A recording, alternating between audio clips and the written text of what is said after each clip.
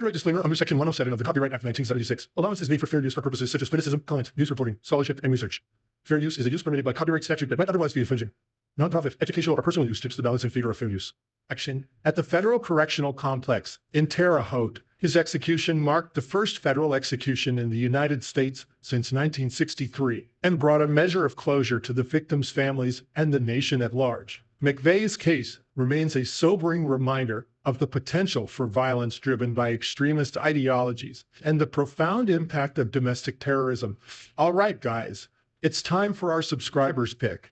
The debate over granting last wishes to death row inmates has always been a contentious one, and the image above has ignited a new wave of questions and discussions. The photo, which recently surfaced online, shows an inmate in an orange jumpsuit with a woman in a neon green bikini standing before him. This provocative scene has led many to wonder, could this be an actual last wish of an inmate? And if so, should it be granted? The idea of fulfilling such a request raises significant ethical and moral questions. Traditionally, last meal requests have ranged from elaborate feasts to simple comforts. But the notion of allowing an inmate to be intimate with or simply be in the presence of a woman before execution pushes the boundaries of what is considered acceptable. If this were indeed an inmate's last wish, the implications would be profound. On one hand, granting such a request could be seen as a final act of compassion, allowing a human connection in their last moments. On the other hand, it could be viewed as an inappropriate indulgence that detracts from the severity of their crimes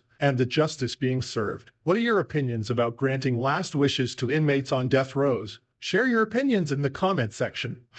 Odell Barnes. Odell Barnes Jr.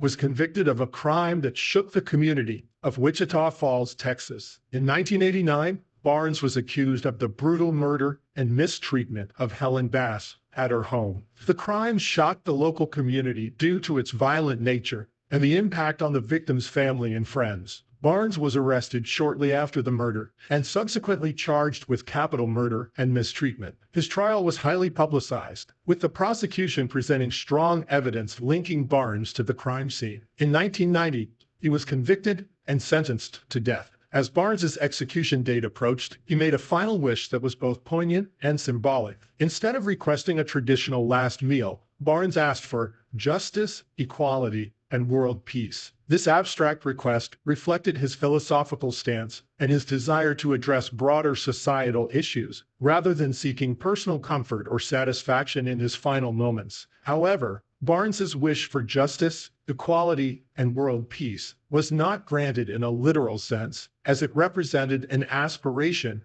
rather than a tangible request that could be fulfilled by prison officials. Despite this, his request sparked contemplation and discussion about the nature of final wishes and the societal issues that permeate cases of capital punishment. On March 1, 2000, Odell Barnes Jr. was executed by lethal injection at the Huntsville unit in Texas. His execution, like many others on death row, prompted debates about the fairness and effectiveness of the death penalty as a form of justice. Velma Barfield, Velma Margie Barfield, often referred to as the death row granny, gained notoriety for her crimes as a convicted serial killer in the United States. Born in 1932 in South Carolina, Barfield's criminal activities began to surface in the early 1970s. Over a span of several years, she was responsible for the deaths of several individuals, primarily through poisoning. Her victims included family members and acquaintances, many of whom were elderly or infirm. Barfield's crimes came to light in 1978 after an investigation into the death of her fiancé, Stuart Taylor.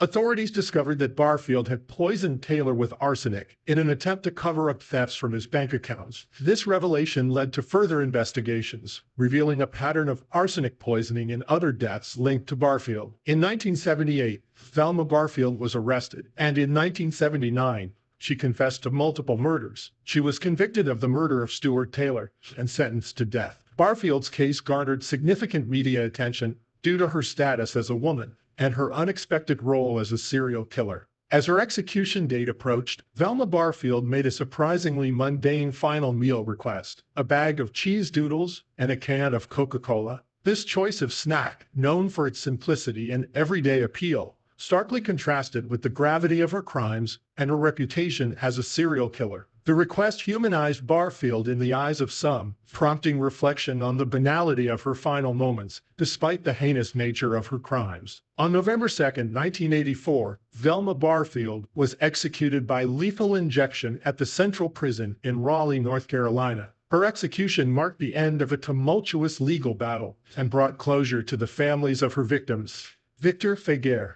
Victor Feguer, born in 1935, became known for a singular and unusual crime that led to his eventual execution. In March 1960, Feguer abducted and murdered Dr. Edward Bartels, a physician from Dubuque, Iowa. The motive behind the crime remains murky, but Feguer's actions shocked the community and led to a swift investigation and apprehension. Feguer's trial in 1961 was marked by the severity of his crime and the public outcry it generated. He was convicted of first-degree murder and sentenced to death, making his case a focal point for debates surrounding justice and the death penalty. As Feguer's execution date approached, he made a peculiar final wish that left many perplexed. His request was for a single olive with the pit still in it. Feguer expressed a hope that the olive seed would germinate and grow into an olive tree, symbolizing peace and life from his grave. This symbolic gesture contrasted sharply with the seriousness of his crime and the impending nature of his punishment. However, Feguer's wish for the olive seed was not granted in a literal sense due to practical and security reasons. Despite this, his request added an enigmatic and contemplative element to his final moments, prompting reflection on the nature of life, death, and the legacy one leaves behind. On March 15, 1963, Victor Feguer was executed by hanging at the Iowa State Penitentiary in Fort Madison, Iowa. His execution marked the end of a legal saga that had captivated the nation and raised profound questions about justice and the moral implications of capital punishment.